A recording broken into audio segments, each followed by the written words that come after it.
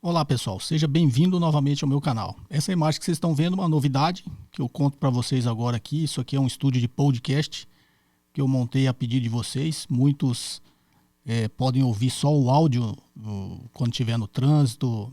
Então resolvi gravar uns podcasts, vai ter um formato diferente.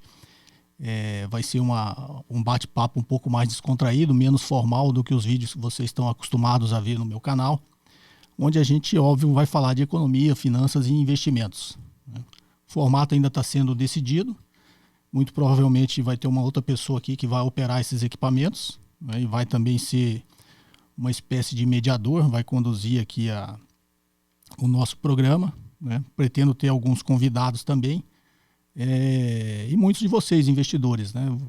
Tem que montar ainda como vai ser esse modelo para que a gente bata papo aqui, tire dúvidas aqui nesse podcast. E aí o vídeo será postado no canal do YouTube e o áudio vai para um canal de podcast que vai chamar JKCast. Então espero que vocês gostem desse modelo. E eu aproveito o programa de hoje então e vamos continuar falando, até aproveitando várias dúvidas aí que foram postadas no comentário do vídeo anterior, sobre por que os economistas erram tanto a previsão do PIB, e nós vamos falar então desse assunto hoje.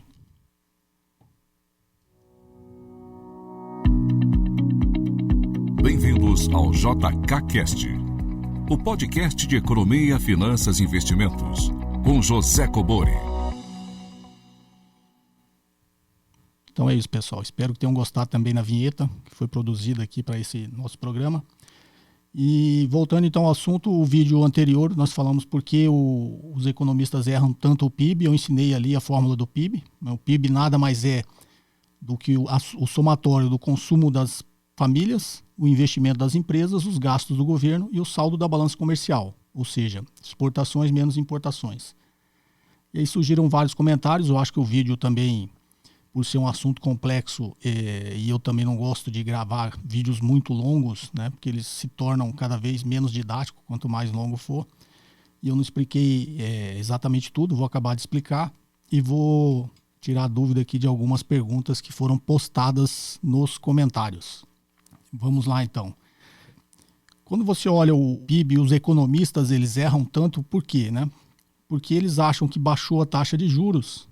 A política monetária, o que ela faz? Como você já deve ter visto em outros vídeos do canal. Você baixa a taxa de juros, é um sinal que você está dando de injeção de liquidez na economia. Porque quando você baixa a taxa de juros, as pessoas tendem aquela taxa mais baixa, como está agora.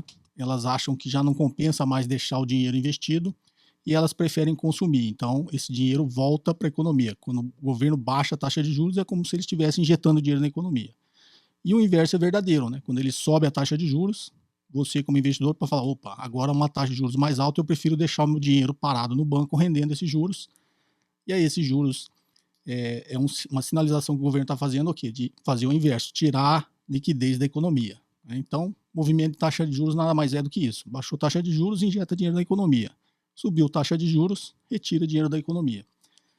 Como a política monetária ela agora está num patamar mais baixo que o Brasil já viu de taxa de juros, o governo sempre imagina que essa taxa de juros caindo, ele vai estar injetando dinheiro na economia e com isso vai estimular o consumo e o C ali da forma do PIB, ele vai subir, vai colaborar para que o PIB, o crescimento econômico do país cresça. Isso não se traduz, porque uma coisa é o que os economistas acham e a outra coisa é o que nós, seres humanos, fazemos na prática, né? Que é o que eu comecei a explicar no vídeo anterior. Então a taxa de juros está baixa, mas as famílias estão muito endividadas. Então, por mais que a taxa de juros esteja baixa, o crédito esteja mais barato, as pessoas podem consumir mais, podem tomar crédito, né? Comprar eletrodomésticos, fazer consumo, usar cartão de crédito. O nível de endividamento das famílias está muito alto. Então não quer dizer que a taxa de juros sendo mais baixa agora, isso vai se traduzir em consumo. As pessoas elas preferem, né, num ambiente de incerteza de recessão econômica, não gastar. Né? Aqueles que têm dinheiro e preferem não gastar e poupam, né? E aqueles aqui, a grande maioria que eu mostrei, 64% das famílias estão endividadas, qualquer dinheiro que sobra, ela vai lá e tenta quitar a sua dívida. As empresas, quando eu falei ali do I da fórmula, a mesma coisa. A atividade econômica está baixa, o país ainda está numa recessão, ainda existe uma dúvida. Nenhum empresário investe Se não tiver demanda, do outro lado, você não vai querer criar oferta se você não tem demanda. Né? Para que você vai fazer um investimento em aumentar a oferta se você sabe que você não vai ter cliente, não vai ter consumidor na outra ponta? Então, você prefere esperar também, por mais que a taxa de juros esteja baixa e você tenha capacidade de investimento. E por mais que todo mundo ache que a economia vai crescer, nenhum empresário vai fazer um movimento primeiro antes de ver esse consumo se aquecendo. Né? E, como eu expliquei no vídeo anterior, o que acontece? Existe uma capacidade ociosa na economia. Né? Então, primeiro, você como empresário vai esperar o quê? Eu dei o exemplo do carrinho de cachorro-quente, né? Você como empresário vai esperar primeiro que essa demanda pelos cachorros-quentes aquecerem, subir a demanda, ter mais clientes ali para os seus cachorros-quentes, e aí você vai pôr o outro segundo carrinho seu que estava ocioso para trabalhar, e só depois que você vê que essa sua capacidade de oferta, sua capacidade de produção de cachorro-quente, está começando a chegar num limite que você não vai conseguir atender a sua clientela, é que você vai pensar em investir e comprar outro carrinho. Então a economia brasileira hoje está numa situação que a gente tem uma capacidade ociosa.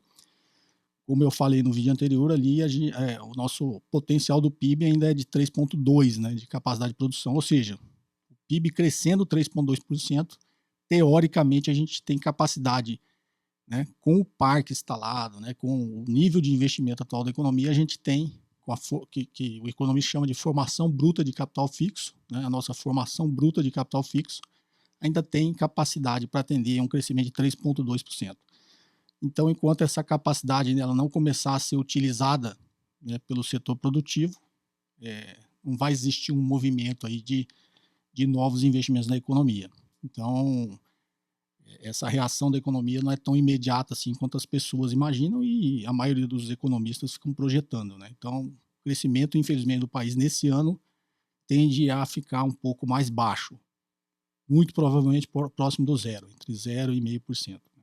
Começou o ano aí com expectativas aí de mais de 2,5%, e a cada revisão daquelas expectativas do mercado, do Boletim Focus, essa demanda, né, esse crescimento do PIB, ele está vindo cada vez com uma projeção menor. E aí surgiram muitas dúvidas de vocês aqui, eu vou responder aqui, que está nos comentários. Né? O Thiago Cruz colocou aqui, excelente.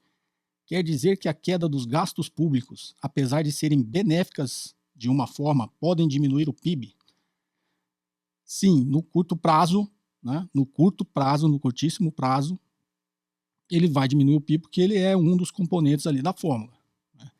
Mas no longo prazo, e acho que tem uma outra pergunta nesse sentido que eu também vai acrescentar um pouquinho nessa minha resposta, no longo prazo, se o governo gasta menos, é sinal que está sobrando mais dinheiro para nós, né?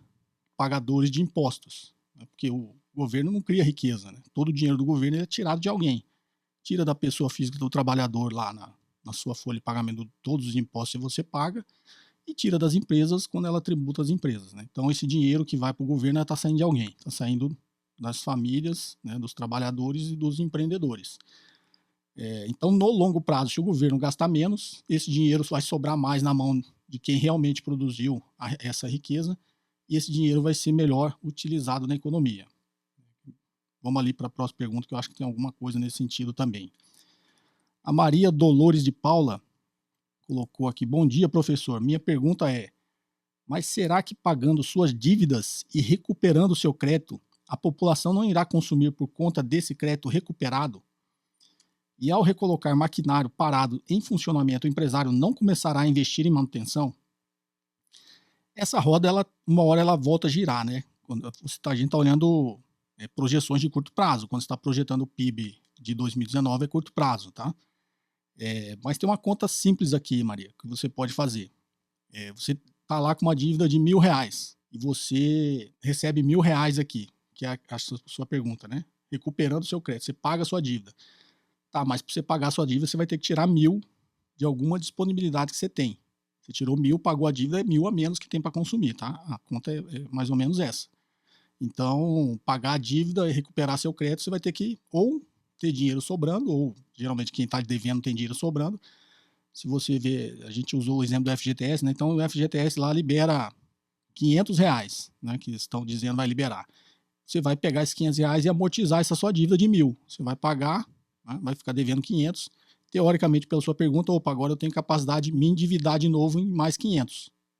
Só que esses 500 seu foi usado para pagar a dívida. Para você se endividar em mais 500, você vai ter que ter uma previsão de ganho ou ter um ganho real para você voltar a consumir. Tá? Então, o dinheiro que sai para pagar a dívida, ela não entra nessa roda da economia de forma tão simples assim, não. No longo prazo, talvez isso tenha um efeito, mas não no curto prazo. E é óbvio, né? Você consumindo mais, tendo mais crédito, consumindo mais, as empresas vão vender mais e em algum momento ela vai ter que investir. Aí, novamente, né? A nossa primeira parte do vídeo aqui, esse novamente vai ter que investir lá na frente, né? Depois que ele utilizar toda a sua capacidade ociosa. O Fabian Hernandes. Por que a demora na queda dos juros se o consumo está baixo? O PIB vai ser baixo e o governo não tem dinheiro para pagar seus compromissos? A pergunta ficou meio confusa, mas eu entendi, tá, Fabiano? O Fabian Hernandes aqui. Por que a demora na queda dos juros? Na realidade, os juros já caíram, né? O consumo está baixo, novamente, acho que a resposta anterior atende aí o que você falou, né? Não é porque você tem um crédito mais baixo agora que você vai consumir. Né? Se você tem dívida, você vai preferir pagar a sua dívida. E se você não tem dívida nenhuma, num cenário de incerteza que você não confia tanto que a economia vai crescer, talvez seu emprego esteja em risco, se você tiver empregado, o que você vai fazer com o dinheiro? Só porque a taxa de juros caiu, você vai sair gastando? Não, né? Muito provavelmente, se você não tem dívida e é uma pessoa conservadora, você vai preferir poupar esse dinheiro para enfrentar tempos possivelmente mais difíceis. Então, aquilo que eu falei, a queda dos juros não gera consumo imediato, né? Depende do ambiente econômico. É óbvio, num ambiente econômico de crescimento, de alta confiança, de alta atividade econômica, as pessoas realmente tendem a consumir mais, tá? Mas não é o caso nosso agora do Brasil. E aí tem o Bruno B, né? Ele perguntou: olá, professor, sempre tive uma dúvida em relação ao cálculo do PIB. Ao termos uma balança comercial favorável, X menos M, né? Exportações menos importações, teremos uma maior receita pelas empresas. Essa maior receita, então, irá gerar maior investimento. O I, né? Pelas mesmas e maior arrecadação pelo governo, inferindo em um maior gasto líquido do governo, que é o G. Meu raciocínio por essa forma me leva a crer que eu estaria somando 2 vezes o saldo da balança comercial para calcular o PIB. Onde está o meu equívoco nesse pensamento? Quando você fala receita de exportações, você está falando de um consumo que está vindo de fora, tá, Bruno? Né? Então, é um consumo que está vindo de fora. Você não está somando ele no consumo das famílias. Quando a gente fala consumo das famílias, a gente está falando, né, dentro do Brasil. Então, esse é um consumo que está vindo de fora, que tem que ser deduzido do consumo nosso que está indo para fora, né? Então, quando você exporta, você está trazendo um consumo de fora.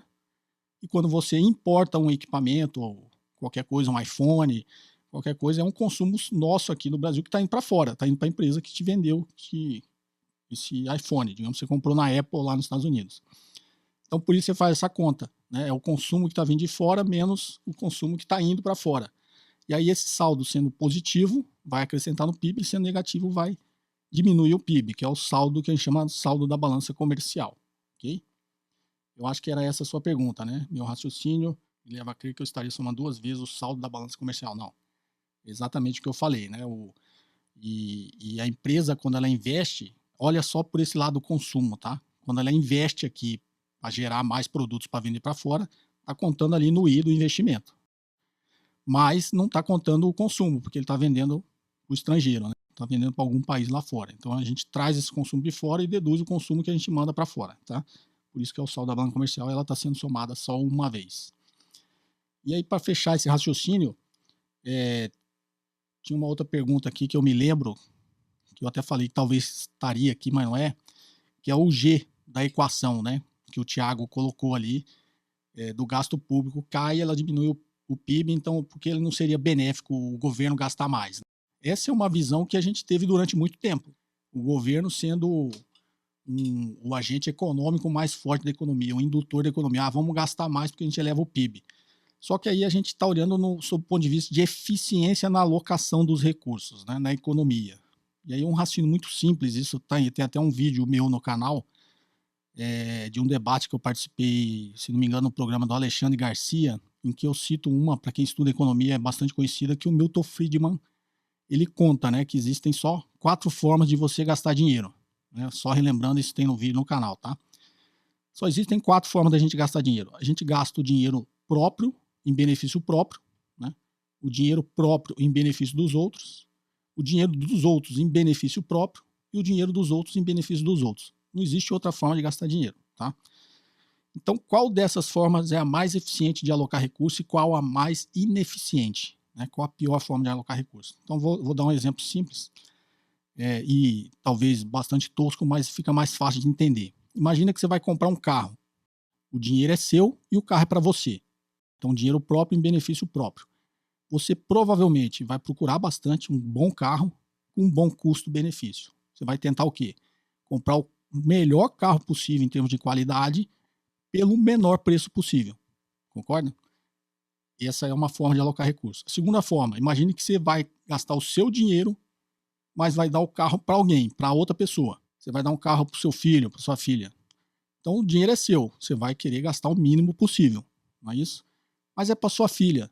Não que você vai dar um carro sem qualidade para ela, mas como ainda é uma pessoa jovem, né, não sofreu muito, até para uma questão educativa, você vai falar, não, ela não precisa ter um carro tão bom assim, ela precisa ter um carro para se locomover, sei lá, para ir para a faculdade. Então vou comprar um carro popular, um carro baratinho, você vai olhar mais por esse ponto de vista, você não vai querer um carro com a maior qualidade possível, né? Você vai comprar um carro ali que atenda às necessidades básicas dela. Agora você vai usar o dinheiro, essa é a segunda forma de alocar recursos. Agora a terceira, você vai usar um dinheiro dos outros em benefício próprio, né? Você vai comprar um carro para você, mas o dinheiro não é seu. Sei lá, você ganhou um sorteio que alguém falou, ó, pode comprar o carro que você quiser. É óbvio que você vai escolher o melhor carro possível, com a maior qualidade possível, e não vai estar preocupado com quanto ele custa, ok? E a quarta forma, você vai gastar o dinheiro dos outros em benefício dos outros. Então, sei lá, você precisa dar um carro para alguém que você não conheça, um outro, e o dinheiro também é dos outros, você não sabe, não tem dono, você não sabe de onde vem. Então, sei lá, falaram para você escolher um carro e dar uma pessoa aí que precise desse carro e você não conheça. Como que você vai agir, né, sobre esse ponto de vista? Bom, o dinheiro não é meu, não estou preocupado com o preço do carro. O carro também não é para mim. Então, teoricamente, eu não estou preocupado tanto com a qualidade, né? Você não vai ter o mesmo critério que se você estivesse escolhendo o carro para você. Você vai até tentar comprar um carro bom, tal, já que você não tem preocupação com o dinheiro, mas não necessariamente você vai comprar um carro de boa qualidade, com bom custo-benefício. Não é isso? Então, esse é um exemplo simples para você entender. Qual a melhor forma de alocar recursos? Um dinheiro próprio em benefício próprio. Né? Um dinheiro seu para algo que você está fazendo para você. E a pior forma de alocar recursos? Dinheiro dos outros em benefício dos outros. Agora você encaixa aqui onde você acha que está o governo, onde está o Estado. O Estado é a pior forma de alocar recursos, porque ele está alocando um recurso dos outros, não é dele, é nosso, pagadores de impostos, em benefício dos outros. Ele não está, teoricamente, fazendo isso para ele. Ele também está fazendo isso para atender a população, serviços públicos. Então ele está gastando dinheiro dos outros em benefício dos outros. Então quando você olha ali na fórmula do PIB, né, consumo das famílias, mais o investimento das empresas, mais os gastos do governo, consumo das famílias e investimento das empresas é a primeira forma de alocar recursos. Dinheiro próprio em benefício próprio. Seja como pessoa física ou, se você é um empresário, como pessoa jurídica. E gastos do governo é dinheiro dos outros em benefício dos outros. Só que esse cara aqui, o governo, ele não produz riqueza, ele não produz nada. Né? O dinheiro dele sai desses dois aqui. Né? Você, como é trabalhador, você paga imposto para ele. Você, como empresário, paga imposto para ele. Então, esse dinheiro está saindo do C e do I e está indo para o G. Então, quanto mais o G gastar, menos esses dois caras aqui vai gastar. Só que quanto mais esse cara gastar, mais recursos na economia vão estar sendo injetados de forma ineficiente, ineficaz. Okay? Então, para a economia, quando eu falei no longo prazo, não é bom isso. Né? No curto prazo, talvez ele saia gastando igual um doido aqui, ele vai tirar dinheiro nosso que talvez a gente não gastaria, a gente pouparia, mas ele se põe aqui, ele sai gastando, ele vai, em curtíssimo prazo, colaborar para que o PIB aumente. Só que é o famoso voo de galinha, né? A galinha não voa, ela voa máximo 1 metro e cai, que é o que a nossa economia tem passado durante muito tempo. Dá aquela decolada, não consegue sustentar o voo e cai. Voo de galinha. Por quê? Porque tem essa visão, não é isso? Cresce o PIB, a economia cresce num curto prazo, mas chega lá na frente, vai cair. Por quê? Porque você está alocando recursos de forma ineficiente. Ele não consegue usar esses recursos que ele tem, o governo, de forma eficiente. E ele tirou da nossa mão. Então a gente também não tem como alocar esse recurso na economia de forma eficiente. Então um raciocínio simples aqui, mais nesse estilo de bate-papo, foi esse. Eu espero que vocês tenham gostado. Né? Os podcasts devem começar no máximo daqui 2 semanas. Esse modelo, depois que eu definir, a gente vai comentar no primeiro programa como vai ser esse modelo aqui de podcast, mas com certeza vai ter vídeo no canal e vai ter o áudio lá no canal de podcast JKCast, ok? Espero que vocês tenham gostado. Um forte abraço e até o próximo vídeo. Você ouviu mais um episódio de JKCast, o podcast de economia, finanças e investimentos com José Cobori.